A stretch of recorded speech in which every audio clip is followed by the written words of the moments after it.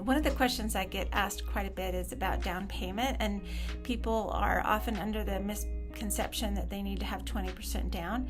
Well, if you are buying an investment property, for many lending companies, that will be the case, that they want you to have 20% down in order to buy investment property, and that's fine. But if you're buying your own house, really 20% down isn't required, and depending on a lot of factors concerning yourself or maybe the property, you could get in for as little as zero down. There are those programs. A lot of times people will need 3% or 3.5% or maybe 5% down in order to do a loan. The problem with that is, unless you're a VA, you are going to have mortgage insurance. So mortgage insurance is insurance that you have to pay for on the lender's behalf so that they can be covered in case you default, because they're going to cover that 20%, the rest of that 20%, whatever that might be. In case, prices go down or they have to repossess the property or whatever it is.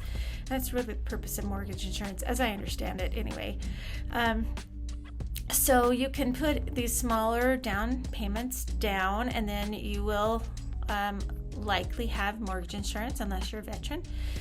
VA loans are awesome, by the way. They are zero down, and if you're eligible for that kind of a loan, it's really wonderful. So I would say if you are eligible for VA, go do it. Another 100% down, or sorry, not 100% down, but 100% financing would be a USDA loan. That is for the rural areas to help build them up. That was actually the first type of loan that my husband and I got when we bought our first house. It was really wonderful because by the time we sold that house about 7 years later, I think we had about $50,000 of appreciation, and so that helped us to buy our other house and help us put money down on that next one.